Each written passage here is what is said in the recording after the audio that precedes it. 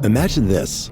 The best pasta sauce you have ever tasted sits abandoned on a plate. Wasted sauce. That is a tragedy. If only you had used Barilla al Bronzo pasta. Its bronze-cut texture holds your sauce and scoops up every last drop. The Italians call that scarpetta. Capture sauce the Italian way. Barilla al Bronzo. Click or tap the banner to find out more.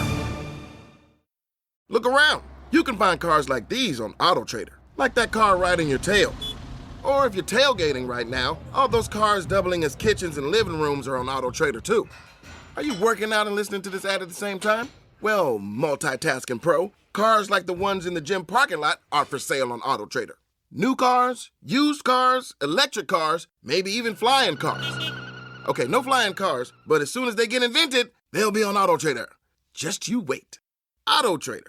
Salut à toutes, salut à tous. C'est le début aujourd'hui du Tour de Suisse, la dernière course par étape avant le Tour de France tout simplement. Dernière occasion pour tout le monde de se préparer. Ce n'est pas qu'une course de préparation évidemment, c'est aussi une course que l'on veut gagner. Une course par étape prestigieuse à remporter ce Tour de Suisse. L'an passé c'était Adam Yates qui s'était imposé devant son équipier Joao Almeida. Il s'était un petit peu battu entre eux, les deux coureurs de la UAE. C'était Yates qui en était sorti vainqueur. Il n'est pas là aujourd'hui pour défendre son titre, Adam Yates. Par contre, Joao Almeida est lui bien là et ça sera un petit peu le grand favori de ce Tour de Suisse.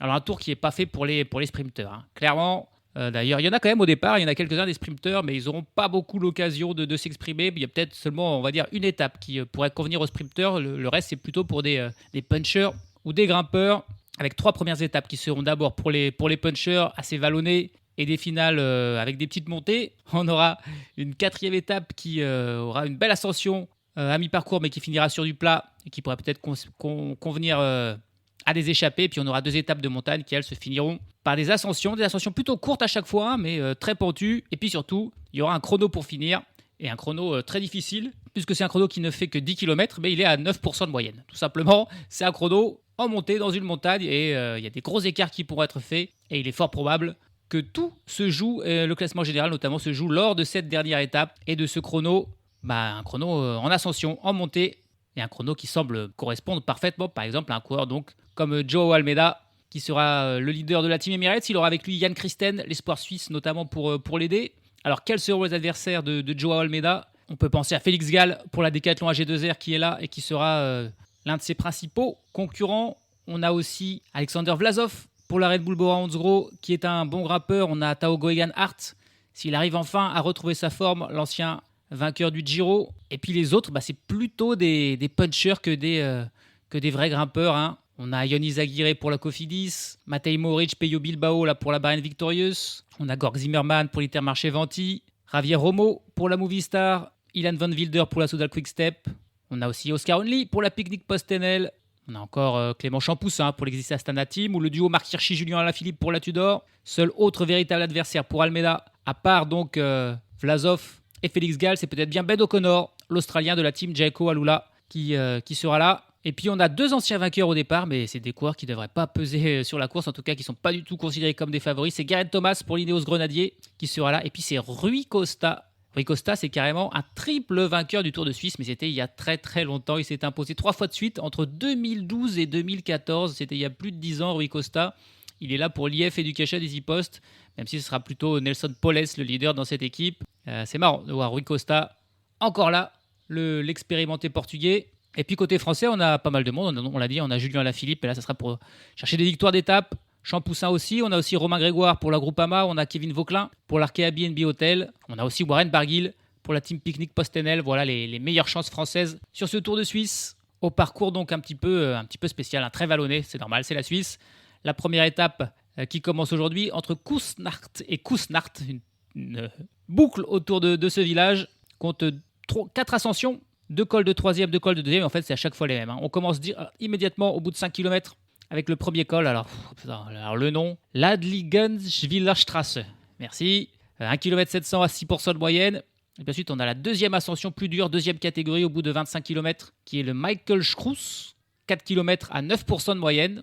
Ensuite, on a un long passage plat, quasiment 80 km plat, avant de refaire de nouveau ces 2 ascensions. Et la dernière ascension, donc le Michael Schruss, et ses 9% de moyenne, sera située à environ 15 km de l'arrivée, qui se fera ensuite en descente. Une étape courte aujourd'hui, seulement 129 km, avec des petites difficultés, mais voilà, pas très longues. Ça devrait aller très rapidement pour aller chercher le vainqueur d'étape et le premier maillot de leader de ce Tour de Suisse. Chute de Bellocchi, juste devant Armstrong qui est parti dans le terrain. Et attaque de Pierre Rolland. Voilà ce que nous disons depuis le début de ce Tour de France. Une chute terrible. Christopher Froome à pied. Mais quelle image du Tour. On n'a jamais vu ça. 100% cyclisme, le podcast du vélo en direct. Ça va Marion? Désolé. Et c'est parti pour ce Tour de Suisse. 22 équipes au départ, les 18 équipes au World Tour et 4 équipes invitées et évidemment les 2 équipes suisses, la Q36.5 et la Tudor, en plus de la Lotto et de l'Israël Premier Tech, c'est les habituels. Et puis à noter qu'il n'y a pas cette fois-ci, cette année, d'équipe nationale suisse. Là, on avait souvent une équipe où il n'y avait que des coureurs suisses, d'autres équipes de division continentale ou Pro Tour. Cette année, il n'y en a pas. Je ne sais pas exactement pourquoi, mais c'est peut-être parce qu'il y a justement ces 2 équipes suisses, là, la Q36.5 et Tudor, et qu'ils n'ont pas pu en inviter une autre. Pas d'équipe nationale suisse donc sur ce Tour de Suisse cette fois-ci. Et on a immédiatement des attaques évidemment pour tenter de prendre l'échappée. Et en plus des points de la montagne à prendre très rapidement. Donc pour ceux qui aimeraient se parer de ce maillot là de meilleur grimpeur, il serait bon d'être à l'avant assez rapidement. Même si pour l'instant, ça va très vite. Là, c'est pas une échappée qui va se faire au bout de 500 mètres comme ça arrive parfois. Là, ça se bataille. Allez, on voit une attaque là. C'est Kevin Vauquelin pour l'Arkea BNB Hotel qui est sorti. Il y a des cassures dans le peloton. Il y a environ 20 coureurs dans une première partie qui est une sorte d'échappée secondaire. Là. La poursuite de Kevin Vauquelin, ça va très vite alors qu'on est dans cette ascension de... je l'ai dit une fois, je suis obligé de le redire une deuxième fois. Ladligen Schwillerstrasse. Voilà. Et ça va vite, mais il y a très peu d'écart. Ça va probablement tous regrouper. Il y a des points à prendre au sommet. Pas sûr que Kevin Vauquelin arrive à passer en tête là. C'est finalement Pablo Castrillo, l'Espagnol là, de la Movistar, qui prend les 3 points. Il devance Valentin Madouas, qui est aussi là, je ne l'ai pas cité, le français pour la Groupama FDJ. Et Thomas Gloag, le britannique de la Visma Lease Bike. Voilà les 3 coureurs qui sont passés en tête de cette première difficulté du jour. Mais les écarts sont faibles. Peloton qui roule très vite. Il y a des petites cassures, mais ça devrait tout se regrouper. Là, on va arriver à une phase de transition, une phase de vallée, pendant une dizaine de kilomètres avant d'attaquer le col de deuxième catégorie. Le plus dur, 4 km à 9% de moyenne. Et même dans ce passage de vallée, les attaques qui continuent. On voit Warren Barguil tenter d'y aller à la poursuite de 2 autres coureurs qui sont sortis. Et alors qu'on nous annonce une chute pour Jan Christen, le jeune Suisse de la Team Emirates, là, qui est tombé dans la descente. Alors qu'on est parti depuis une quinzaine de kilomètres. Et déjà une chute pour Jan Christen qui s'est relevé. Mais en effet, là, on a vu une image, il est bien éraflé, même tout éraflé sur son côté gauche. Il est reparti, mais il s'est fait mal, Jan Christen. Et ça pourrait avoir son influence. On se demandait même s'il n'allait pas être co-leader avec Almeida. S'il commence avec une chute comme ça, il est probable qu'il ne sera pas co-leader, non, mais juste un équipier. Alors que devant, Warren Barguil a été repris, les autres attaquants ont été aussi repris. On a de nouveau un peloton groupé. Alors qu'on va être désormais dans cette ascension du Michael Schruss. Encore un groupe qui s'isole à l'avant. Cette fois-ci, on a 7 coureurs qui sont sortis avec Sylvain Dillier pour l'Alpecin de Koenig, avec Simone Petit pour l'Intermarché Venti. Là, on a les noms. On a Peter Sarri pour la Quick Step, Félix Engelhardt pour la Jayco Alula, Alex Edmondson pour la Picnic Postenel, Sjord Bax pour la Q36.5 et Marius Mayhofer pour la Tudor. Voilà 7 coureurs qui sont sortis, mais ils ont un tout petit peu d'avance sur le peloton derrière dans cette ascension et un peloton qui roule très très très vite. Et ça n'a pas marché. Ils sont repris là, le groupe avec Sylvain Dillier, alors que derrière, Jan Christen vient de rentrer dans le peloton suite à sa chute. On a donc un peloton de nouveau groupé. Mais ça ne devrait pas durer. Là, il y a encore des attaques. 4 coureurs qui sont sortis. Et un peloton qui explose de nouveau dans ces passages-là, plus de 9%.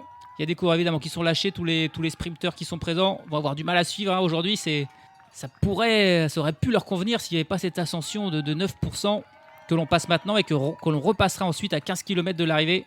Ça sera probablement trop dur pour tous ces coureurs-là. Les coureurs rapides, je ne les ai pas cités, mais des coureurs comme Arnaud Delis, comme Pavel Bittner, comme Davide Ballerini, Henry Houlig, Paul Lapera, qui est aussi là, le champion de France, Madis Mikkels, il y en a quelques sprinteurs, Ben Swift. Mais aujourd'hui, ça risque d'être un peu trop dur pour eux, surtout là, vu le rythme mis dans cette ascension. Un peloton qui explose de partout. Ça continue d'être repris, de ressortir. Désormais, on a 2 coureurs qui sont sortis, avec Félix Engelhardt, qui était dans l'échappée là, qui a été reprise tout à l'heure, qui est reparti en compagnie de Julien Alaphilippe, que l'on voit à l'avant là, pour la première fois, le Français de la Tudor. Évidemment, il fait partie de cette équipe suisse. Il doit se montrer, Julien. Et il est sorti avec Félix Engelhardt. Mais derrière, il y a d'autres coureurs encore ils sont partis en contre. On a 3 coureurs là, qui sont sortis en contre. Bientôt rejoints par pas mal d'autres. Ah, c'est le moment. Hein. Cette ascension, elle est très dure. Pour ceux qui ont les jambes, qui se sentent bien, c'est le moment de tenter d'y aller. Au final, ils sont une dizaine là, à être sortis à la poursuite d'Alaphilippe et de Engelhardt. On a aussi Lalénon, on a Ewen Kostiou et Kevin Vauquelin pour l'Arkea BNB Hotel. On a Peyo Bilbao pour la Bahrain Victorious. Stéphane Kung pour la Groupama FDJ qui est là évidemment le Suisse.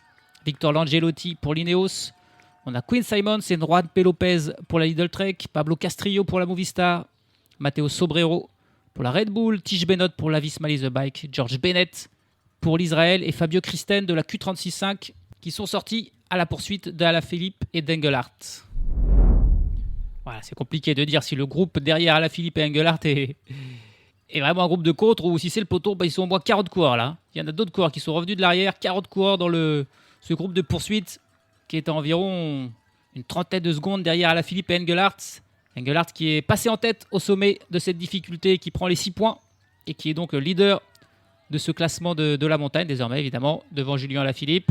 Le peloton qui est vraiment explosé derrière. Il va falloir faire un point rapidement pour savoir un petit peu qui est où là. On est à 93 km de l'arrivée. Et c'est pas facile de dire vraiment quel groupe est le peloton, quel groupe est l'échappée. Il y en a de partout. Alors on a toujours Alaphilippe et Engelhardt seuls devant. Mais ils n'ont plus que 10 secondes d'avance au moment où ils passent pour une première fois sur la ligne d'arrivée. Ça permet de faire le repérage pour quand on reviendra là dans 93 km. Ces deux coureurs ont donc une dizaine de secondes d'avance sur un groupe d'environ 10 coureurs. On reconnaît bien le maillot de champion des États-Unis de Quinn Simmons. Ces 10 coureurs ont eux-mêmes 5 secondes d'avance sur un autre groupe de 10-12 coureurs. Ces 10-12 coureurs ont eux-mêmes environ 10 secondes d'avance sur, je vois, 3 coureurs là un petit peu intercalés. Et derrière ces 3 coureurs, on va dire, on a peut-être ce qu'on pourrait dire le peloton principal, une quarantaine de coureurs qui sont là et qui sont en train de se calmer. Ah ouais, on voit Maro Schmidt avec son maillot de champion de 6, ça aussi, facile à reconnaître, qui est en tête et qui d'un seul coup se met à rouler tout tranquille en passant cette ligne d'arrivée. Ils sont environ une trentaine de secondes derrière les 3 retardés là qu'on a vus. Et on essaye de calmer les choses dans ce groupe de 40 coureurs. On va laisser partir tout ce petit monde devant. Il y a au moins 25 coureurs là qui sont à l'avant. Alors ils ne sont pas tous encore regroupés. Ça ne saurait peut-être tarder. Et on va se retrouver limite avec une échappée à peine moins grande que le peloton principal. Dans ce peloton principal, on voit Jan Christen toujours là, mais toujours avec son cuissard vraiment bien déchiré. Le jeune Suisse qui commence pas de la meilleure manière ce tour de Suisse. Et puis c'est pratique là, cette caméra sur la ligne d'arrivée, ça nous permet de voir ensuite tous les autres groupes. On a un groupe là, trentaine de secondes derrière ce qu'on a appelé le peloton principal mené par les coureurs de la Red Bull. On retrouve environ 15-20 coureurs. Et puis une vingtaine de secondes derrière ce groupe là, on a un groupe beaucoup plus gros, au moins 50-60 coureurs. Ceux qui se sont fait lâcher dans la dernière ascension, qui sont tous ensemble et qui vont revenir de l'arrière puisque devant le groupe de 40 ne roule quasiment plus. Et ça devrait permettre là aussi au peloton de se reformer un petit peu, de retrouver une vraie allure de peloton. Allez, ils ont eu raison, ils se sont relevés. Félix Engelhardt et Julien Alaphilippe pour attendre tous ceux qui revenaient de l'arrière. Et on a donc une situation enfin un peu plus claire là. Le peloton qui s'est complètement relevé pour permettre à ceux qui étaient lâchés de l'arrière de revenir. On a de nouveau un peloton d'une centaine de coureurs à la poursuite des échappés. Mais pendant ce temps, l'échappée a d'un seul coup pris beaucoup d'avance. 2 minutes 25 d'avance pour 28 coureurs. Ils sont 28 coureurs à l'avant. Et il y a des coureurs, il y a surtout Ben O'Connor. Il y a Ben O'Connor qui est devant. Il a en plus 2 équipiers avec lui, avec Luke Durbridge et Félix Engelhardt. Donc là, c'est un gros coup. Ils ont peut-être... je suis pas sûr que la Team Emirates a bien suivi la situation. C'était compliqué de savoir qui était devant. Et Ben O'Connor qui a suivi le bon coup et qui est là dans cette échappée de 28 coureurs avec plein d'autres beaux noms. On a Félix Groschartner qui est là pour la Team Emirates. Ils ont donc quand même un représentant. On a 3 coureurs pour l'Arkea BNB Hotel avec Ewen Kostiou, Mathis Lebert et Kevin Vauquelin qui est aussi là. Sam Maisonneuve pour la Cofidis. On a Matej Mohoric et Rainer Keplinger pour la Bahrain Victorious. Benoît Cosnefroy pour la Decathlon AG2R qui est aussi là sur ce Tour de Suisse est à l'avant. Tout comme Romain Grégoire pour la Groupama FDJ. On a Ben Swift pour l'Ineos Grenadier. On a Gorg Zimmermann pour l'Intermarché Venti. On a Lennart Kamna et Quinn Simmons pour la Lidl Trek. Pablo Costrillo et Will Barta pour la Movistar. On a Warren Barguil. Beaucoup de Français à l'avant là, avec également Warren Barguil pour la Picnic PostNL. 2 coureurs pour la Visma Lease Bike avec Tiermen Gratt et Bart Lehman. Bartlemen, ça pourrait être aussi un coureur intéressant pour le classement général. Nicola Conci et Lorenzo Fortunato pour l'XDX Astana Team. Fortunato, ça aussi, au vu du classement général, c'est pas mal. On a Hugo Hull et George Bennett pour Israël Première Tech. On a Matteo Badilati et Sjord Bax pour la Q36.5. Et enfin, Julien Alaphilippe donc pour la Tudor. Voilà, 28 coureurs avec quand même des noms intéressants, hein, sachant que c'est un tour très ouvert, notamment derrière Joao Almeida pour le podium. Et des coureurs comme Ben O'Connor, comme Bartlemen, Fortunato, voire Kevin Vauquelin, qui sont des coureurs dangereux devant. Donc je pense que derrière, il va falloir commencer. Le peloton d'ailleurs qui s'est mis, ça y est, hein, à travailler. Maintenant qu'il est de nouveau groupé, on voit des coureurs rouler dans ce peloton pour éviter que ce groupe-là ne s'envole. Il va falloir tenter de revenir dessus. Alors il reste du temps évidemment puisqu'on est à 84 km de l'arrivée. Et là, on est sur une partie plate. Vraiment, ça va être tout plat là, pendant quasiment 80 km. Et puis ensuite, on refera le tour que l'on vient de faire avec l'enchaînement des deux ascensions et notamment ce terrible Michael Schruss et ses 4 km à 9%. 3 minutes 30 d'avance pour les 28 hommes de tête, 74 km de l'arrivée. C'est encore loin, mais ça sent bon quand même, hein. Ils sont tellement nombreux. Alors forcément, ça va finir par casser au bout d'un moment. Ils vont finir par s'attaquer, peut-être quand on arrivera dans ces ascensions. Mais pour l'instant, tout le monde travaille bien. Et notez, il y a 5 équipes qui ne sont pas représentées devant. C'est l'Alpecin de Koenig, c'est l'IF Education Easy Post, c'est la Red Bull Bora Hansgrohe, la Soudal Quick Step et la Lotto. Voilà les équipes qui ne sont pas représentées à l'avance. Sinon, tout le monde a au moins un coureur. Et puis, point de vue nationalité, c'est largement la France la mieux représentée, avec 8 coureurs français devant, avec Kostiou, Alaphilippe, Barguil, Grégoire, Cosnefroy, Maisonneuve, Vauquelin et Lebert. D'ailleurs, on a 3 Allemands avec Engelhardt, Zimmermann et Kamna, 3 Hollandais avec Gratt, Lehmann et Bax, 2 Autrichiens avec Félix Großschartner et Keplinger, 2 Australiens avec O'Connor et Durbridge, 2 Italiens avec Conci et Fortunato, 2 Américains avec Simon Sebarta, un Canadien avec Hugo Hull, un Espagnol avec Castrillo, un Anglais avec Swift, un Néo-Zélandais avec Bennett, un Slovène avec Matej Moric et un seul Suisse à l'avant avec Matteo Badilati. 2 types de sprint intermédiaires dans ce Tour de Suisse. Il y a d'abord le sprint de Tissot, qui est un sprint qui offre des secondes intermédiaires, 3, 2 et 1 seconde. Et puis le sprint, on va dire, un petit peu plus classique, mais lui aussi offre 3, 2 et 1 seconde, en plus de points au classement du meilleur sprinter. Et là, on va arriver au sprint de Tissot, 51 km de l'arrivée. Alors, est-ce qu'il y a des coureurs ? Bien sûr, je pense qu'ils vont être intéressés pour aller prendre ces 3 secondes parce qu'il y a une opportunité peut-être pour l'échapper d'aller au bout et donc de remporter le maillot de leader. Et avec quelques petites secondes de plus de bonif, on se donne une chance. Le meilleur sprinter, a priori, c'est Ben Swift et c'est lui qui va... Ouais, il me semble bien que c'est lui qui... Ouh là, la caméra qui a eu un petit souci. Alors là, du coup, on n'a pas bien vu vraiment qui était passé. Il y avait Ben Swift impliqué, il y avait Julien Alaphilippe et il y avait Quinn Simmons aussi. Et a priori, c'est Quinn Simmons. C'est Quinn Simmons qui est passé en tête. Mais ouais, là, sur la moto, je sais pas ce qui s'est passé, mais la caméra a fait un espèce de volet. Je pense pas que la moto soit tombée, mais il y a eu souci. C'est Quinn Simmons qui a pris 3 secondes, 2 secondes pour Julien Alaphilippe et 1 seconde pour Ben Swift. Attendez, mais qu'est-ce que c'est que ce délire ? Ah, en fait, il y a 2... Oh là là, d'accord, non, mais merci. En fait, il y a deux Tissot. C'est le Tissot kilomètre. Ah, qu'est-ce qu'ils vont inventer des trucs ? Ça y est, je viens de comprendre, je découvre en même temps la course. Hein. C'est le Tissot kilomètre et en fait, il y a 2 sprints à la suite, séparés d'1 kilomètre, qui n'a rien à voir avec le sprint intermédiaire.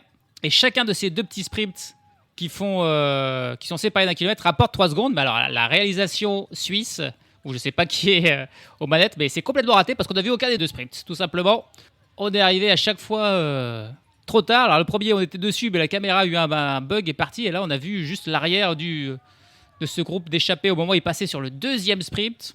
Mais alors, c'était... Ouais, c'est à l'arrache aussi un petit peu pour moi parce que j'étais pas au courant qu'il y avait 2 sprints séparés d'1 kilomètre. Et a priori, ils n'étaient pas non plus bien au courant à la réalisation. Mais d'après les statistiques, c'est Julien Alaphilippe qui a pris le plus de secondes.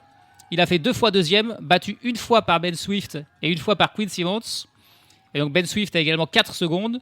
Quinn Simmons a pris 3 secondes et Pablo Castrillo, qui a fait 3e du 2e sprint, a priori, a pris 1 petite seconde de bonif. Voilà où on en est dans ces informations sur les sprints Tissot, le kilomètre Tissot. Donc 2 sprints séparés chacun d'1 kilomètre qui donnent à chaque fois 3 petites secondes. Voilà, c'est pour donner un petit peu d'intérêt parfois à la course aux échappés. Mais s'ils ne nous le montrent pas et qu'ils ne nous l'expliquent pas trop, ça devient compliqué à suivre. Et il commence à pleuvoir, et même à pleuvoir des cordes, tout simplement. 42 km de l'arrivée, 3 minutes 20 d'avance pour les 28 hommes de tête sur le peloton, qui tentent de limiter la casse, mais qui a certainement compris qu'ils ne reviendront pas avant l'arrivée. Là, hein. 3 minutes 20, 42 km, un groupe si important devant. Et attention là, un petit rond-point. Qui c'est qui est parti sur le... C'est Quinn Simmons. Quinn Simmons qui a fait une petite glissade, mais ça, allez, il repart immédiatement. Il s'est pas fait mal.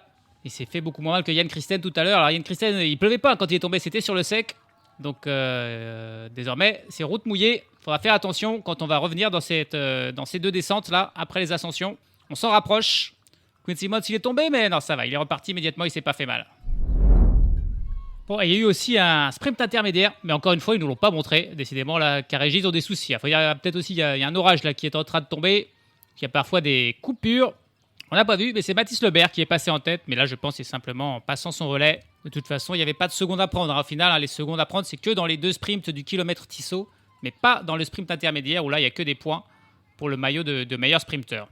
Mathis Lebert qui travaille pour Kevin Vauquelin, qui est dans ce groupe. On le voit donc beaucoup à l'avant de ce groupe d'échappés. On voit aussi pas mal les coureurs de la Jacol où là, c'est normal, ils ont Ben O'Connor avec eux dans cet échappé, qui est très certainement le coureur qui a le plus à gagner de cette étape. L'écart avec le peloton qui est toujours important, 3 minutes et 5 secondes, alors qu'on est à 34 km de l'arrivée, et qu'on est désormais, ça y est, dans l'ascension de ce col de 3e catégorie. Ça ne va pas être lui qui va faire la différence. Il n'est pas assez pentu, seulement 6% de moyenne. Mais il y a peut-être quelques équipiers qui ont beaucoup roulé, qui pourraient commencer à lâcher prise quand même. En passant son relais, Félix Engelhardt qui prend 3 points au sommet de cette difficulté de 3e catégorie devant Matej Moric et Ben O'Connor. Il avait déjà pris 6 points tout à l'heure. Il est donc bien parti pour être le premier porteur du maillot du meilleur grimpeur sur ce Tour de Suisse. Il reste encore une difficulté, il y aura 6 points à prendre. Il y a quelques coureurs qui pourraient le doubler ou l'égaliser comme Alaphilippe, Castrillo ou Vauquelin. Mais il faudra pour cela que l'un de ces 3 coureurs passe en tête de la difficulté et que Engelhardt ne prend aucun point pour priver l'Allemand du maillot de meilleur grimpeur.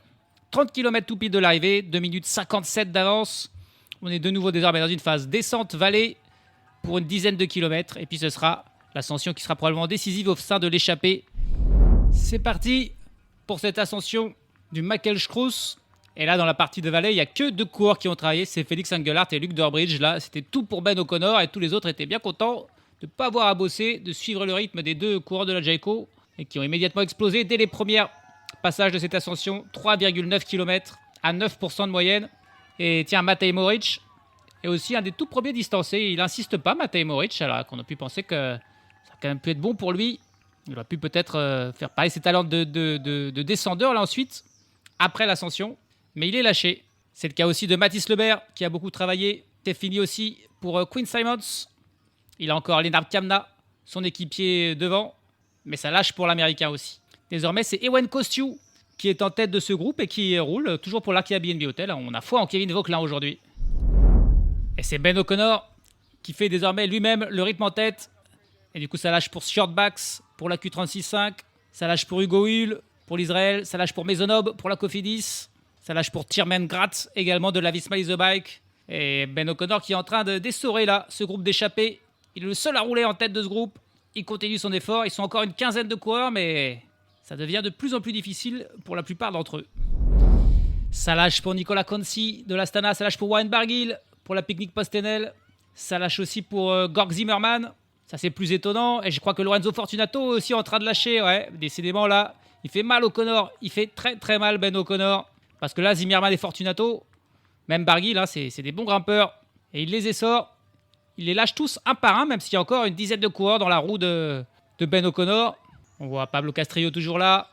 Bart Lehmann, Félix Groschartner. Julien Alaphilippe toujours là. Ben Swift qui s'accroche, c'est pourtant un sprinter lui. On a toujours Lennart Kamna, Romain Grégoire. Kevin Vauquelin est aussi toujours là. Fortunato qui réussit à revenir un tout petit peu de l'arrière, il s'accroche. Will Barta également toujours là pour la Movistar également. Et allez, l'attaque de Julien Alaphilippe qui ne se satisfait pas du rythme de Ben O'Connor et qui met une petite attaque là. Il est suivi immédiatement par Romain Grégoire, par Kevin Vauquelin. Et là, on est pile dans une passage d'une forêt tout sombre et l'image qui coupe de nouveau. C'est génial. Allez, c'est bon, on les retrouve. Vauquelin, Bart Lehmann, Castrillo qui s'accroche un petit peu, mais qui est un petit peu lâché. Ben O'Connor aussi, hein, qui n'arrive pas à suivre. Là, on a un quatuor avec Grégoire, Vauquelin, Alaphilippe et Lehman. Allez, Ben O'Connor qui fait l'effort avec Félix Grossschartner dans sa roue. On est toujours sous un déluge total. Ben O'Connor qui fait l'effort et qui ramène Pablo Castrillo et Grossschartner dans sa roue. Pour les autres, c'est probablement l'accélération de trop. Là, ça a été fatal. Et allez, désormais, c'est Bart Lehman qui prend la tête de ce groupe, le coureur de la Visma Lease the Bike, qui lui aussi pourrait faire un gros coup aujourd'hui. On n'a plus que 7 coureurs là. 7 coureurs à l'avant. Lehman, Alaphilippe, Grégoire, Vauquelin, Castrillo, Grossschartner et O'Connor.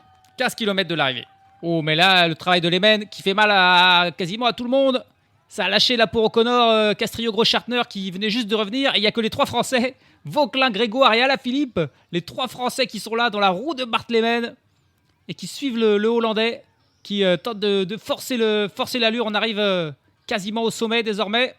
Et on va voir un quatuor. Alaphilippe, il est en difficulté, il s'accroche dans la roue. Mais 3 Français sur ces 4 coureurs de tête. Et ils ont bien lâché là, Ben O'Connor et compagnie, qui sont beaucoup plus loin. Enfin, beaucoup plus loin, une dizaine de secondes plus loin sur le tandem. Mais voilà, ils vont passer au sommet. C'est toujours Bart Lehman qui fait le rythme et qui passe au sommet de cette difficulté. Il prendra en plus 6 petits points. Les autres, ils s'accrochent dans la roue. Ils ne vont pas essayer de le dépasser. Et maintenant, c'est le moment de faire la descente. Allez, Kevin Vauquelin qui attaque, finalement, juste au sommet là, pour faire la descente en tête, tenter de surprendre. Voilà, une dizaine de secondes d'avance sur un autre quatuor avec Ben O'Connor, Grossschartner, Castrillo et Keplinger qui est toujours là pour la Bahrain Victorious. Ouloulouloulou, Romain Grégoire qui prend tous les risques de la descente et qui a failli faire tomber une moto là. Il arrivait à plein de balles, la moto a dû s'écarter pour le laisser passer. Elle est allée un petit peu dans le fossé qui était gorgé d'eau. Oh, la moto qui s'est fait encore une frayeur là, c'était chaud. Grégoire qui, sur route toute trempée, fait un énorme travail et prend tous les risques là. Vraiment tous les risques, c'était très dangereux. Alors pas de temps pour lui. Il est passé, il a doublé la moto à une vitesse folle et la moto s'est écartée et a fini quasiment dans le fossé. Mais s'en est sorti. Et du coup, ça a payé un petit peu pour Romain Grégoire qui a pris une petite avance là. Il a 150 mètres d'avance sur les 3 autres. Il a fait un petit écart. 11 km de l'arrivée. Attention à ne pas laisser trop s'échapper pour les 3 autres parce que c'est un bon descendeur et il pourrait parfaitement finir.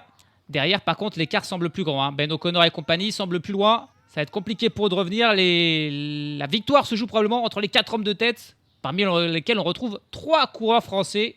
Et désormais, même un seul coureur français seul en tête, c'est Romain Grégoire, qui a fait un petit écart sur les 3 autres dans cette descente. C'est un superbe duel, superbe affrontement entre Romain Grégoire et les 3 autres. L'écart qui n'est que de 5 secondes, 6 km de l'arrivée. Et Romain Grégoire, il prend des risques encore là sur cette route mouillée. Il glisse un petit peu, mais il s'en sort dans ce virage. Il relance, là on est sur la partie plate désormais. Les 6 derniers kilomètres, la descente vient de finir, ça sera plutôt plat. Est-ce qu'il a la puissance pour résister à Bart Lehman, à Vauquelin et à Alaphilippe, qui sont a priori quand même des meilleurs, on va dire, chronomanes que lui.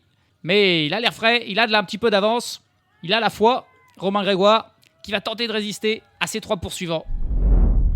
Ça commence à sentir bon pour Romain Grégoire, 3 km de l'arrivée. L'écart qui a un petit peu grandi, 13 secondes désormais d'avance. Il fait mieux que ces 3 poursuivants, que Vauquelin, que Lehman, qu'Alaphilippe. Il est bien parti pour remporter cette étape désormais, Romain Grégoire. Et puis on n'a pas d'écart avec le peloton, le groupe avec Joao Almeida, avec Vlasov, avec Félix Gall. Mais tous ces coureurs vont quand même gagner pas mal de temps au classement général. Pour Vauquelin, c'est par exemple vraiment une belle affaire. Ben O'Connor, on n'a pas l'écart non plus, mais ne doit pas être loin derrière. Il va faire aussi un gros coup. On a un écart de 1 minute 20, mais c'est avec un 3e groupe. On retrouve Warren Barguil, on retrouve Fortunato, on retrouve Castrillo, Ben Swift, Zimmerman. Mais il n'y a pas Ben O'Connor qui doit être devant. Mais bon, s'il y a déjà 1 minute 20 sur ces coureurs, le peloton est encore relativement loin. Ils vont peut-être prendre 3 minutes sur le peloton. Vauquelin, Alaphilippe, Grégoire, Lehman.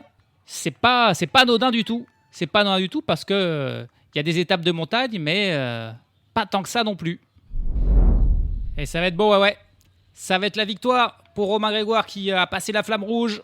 Il a plus de 15 secondes d'avance. Ça va être sa 2e victoire de la saison et enfin une vraie victoire, on va dire, parce que sa première, c'était sur la Fonardèche Classique où tout le monde s'était trompé sur un rond-point, sauf lui. Et du coup, il avait gagné comme ça un petit peu de manière très bizarre.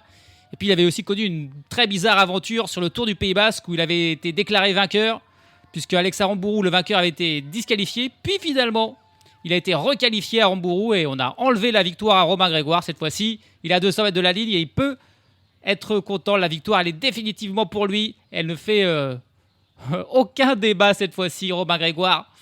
pour la Groupama FDJ qui vient s'imposer et qui va aller chercher la victoire d'étape, le maillot de leader de ce Tour de Suisse. Magnifique la victoire pour le Français qui s'impose aujourd'hui. Et derrière, le trio qui arrive, le sprint pour la deuxième place, les petites bonus secondes aussi à les prendre, 6 et 4 il reste. Oh, c'est Kevin Vauquelin qui semble le plus fort et qui va prendre la deuxième place devant Bart Lehman, Julien Alaphilippe qui a lancé de plus loin mais qui va faire 4e et ne pas prendre de seconde bonif. Mais il en avait pris 4 dans les fameux kilomètres Tissot dont on a appris l'existence aujourd'hui.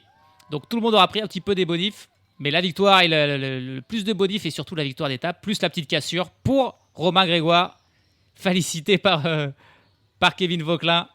Maintenant, c'est un groupe débattu qui arrive avec Ben O'Connor, avec Lennart Kämna, avec Keplinger toujours là, et puis avec Castrillo et Großschartner. Ils seront dans le top 10 de cette étape, mais ils finissent déjà à plus d'1 minute de Romain Grégoire. Et il y a des gros écarts à l'arrivée quand même, cette première étape qui, je pense, va compter au final. Romain Grégoire qui s'impose donc et qui remporte sa 2e victoire de la saison, on l'a dit, après la Von Ardèche Classique, la 8e de sa carrière et déjà sa 2e au niveau World Tour puisqu'il s'était imposé sur le Tour du Pays Basque l'an passé sur un sprint semi-massif, on va dire, où il avait devancé Louis Allard et Maximilian Schachmann. Là, il s'impose en solitaire avec 20 secondes d'avance sur Kevin Vauquelin, Bart Lehman et Julien Alaphilippe. À 1,07, on retrouve Ben O'Connor, Großschartner, Castrillo, Kämna et Keplinger. Et puis à 1,26, le groupe avec tous les autres échappés comme Fortunato, comme Ewen Kosciu, comme Warren Barguil, George Bennett. Le peloton, lui, enfin le peloton, ce qu'il en reste, le groupe des favoris termine à 3 minutes et 12 secondes. C'est énorme quand même, 3 minutes et 12 secondes de perdu sur cette étape, sur des coureurs comme Vauquelin. On va dire 2 minutes de perdu pour ces coureurs-là. Sur Ben O'Connor, c'est quand même beaucoup. Dans ce groupe, on retrouve Mark Hirschi, Michael Woods, Almeida, Champoussin, Van Wilder, Only, Mathieu Riccitello, Javier Romo, Tao Geoghegan-Hart, Félix Gall, Jan Kristen, malgré sa chute, était aussi là. Et puis c'est à peu près tout. Pello Bilbao, Juan P. Lopez, ils sont une quinzaine. Alexander Vlasov est un petit peu plus loin à 3,28 en compagnie de Geraint Thomas. Et puis tous les autres coureurs sont bien plus loin. Nelson Poles perd 4 minutes 38. Valentin Madouas 5 minutes 50. Rui Costa, triple vainqueur de cette compétition, termine à plus de 10 minutes. Christopher Froome, qui est là, Chris Froome, l'ancien vainqueur du Tour de France, termine à plus de 11 minutes dans le groupe Eto. Le dernier du jour, c'est Anton Palzer pour la Red Bull Bora-Hansgrohe, l'Allemand, qui termine à 16 minutes 37 dans un groupe en compagnie notamment des sprinteurs Arnaud Delis, Jordi Meus ou Lewis Haski. Et puis 3 abandons aujourd'hui pour cette première étape avec Benoît Cosnefroy qui était dans l'échappée mais qui finalement a abandonné, on n'en connaît pas la raison. Elie Gesbert pour l'Arkea BNB Hotel et Johan Jacobs pour la Groupama FDJ qui abandonne également. Classement général, et ben voilà, la grosse affaire pour Romain Grégoire, leader avec 24 secondes d'avance sur Kevin Vauquelin et 26 sur Lehman et Alaphilippe. Et il a 3 minutes 22 d'avance sur Joao Almeida et compagnie. C'est quand même important, c'est quand même beaucoup. Romain Grégoire qui mène aussi le classement par points devant Vauquelin et Mathis Lebert. Par contre, au classement de la montagne, c'est Félix Engelhardt qui est le leader de ce classement avec 9 points devant Kevin Vauquelin et Bart Lehman. Romain Grégoire également, détenteur du maillot de meilleur jeune devant Kevin Vauquelin et Pablo Castrillo. Je pense qu'il va garder son maillot au moins 3-4 jours parce que demain, c'est une étape qui lui correspond aussi. Une étape plus longue, 177 km. Un début, on va dire, relativement plat, mais ça va se vallonner dans la deuxième partie avec une ascension du Gugusberg 5 km à 4%, un petit mur à 7% ensuite d'1 km, puis un autre mur de 6%, et enfin un final, on va dire, en montée, mais voilà, seulement 3% de montée sur les 5 derniers kilomètres, c'est rien de terrible. Ça devrait plutôt se conclure par un sprint semi-massif, voire même massif, si les sprinteurs se sentent en forme, s'ils ont des jambes pour passer quelques difficultés et les petits murs, et qui peuvent grimper cette dernière difficulté de 3%, ce dernier faux plat. Les 500 derniers mètres, eux, seront en descente, donc voilà. Il y a un petit espoir pour les sprinteurs demain. En tout cas, je ne pense pas qu'on laissera partir une échappée massive comme aujourd'hui, parce que là, on s'est vraiment fait avoir du côté des quelques leaders. Il y a des bons coups qui étaient faits et d'autres coureurs qui doivent se dire que ça va être compliqué d'aller chercher un coureur comme Ben O'Connor qui a pris 2 minutes sur tout le monde. Le Tour de Suisse est encore long, il y a encore cette étape, beaucoup d'ascensions, beaucoup de renversements possibles et en tout cas ça va donner du suspense pour les prochains jours et ça c'est cool. On a hâte de voir la suite. Salut à tous, salut à toutes.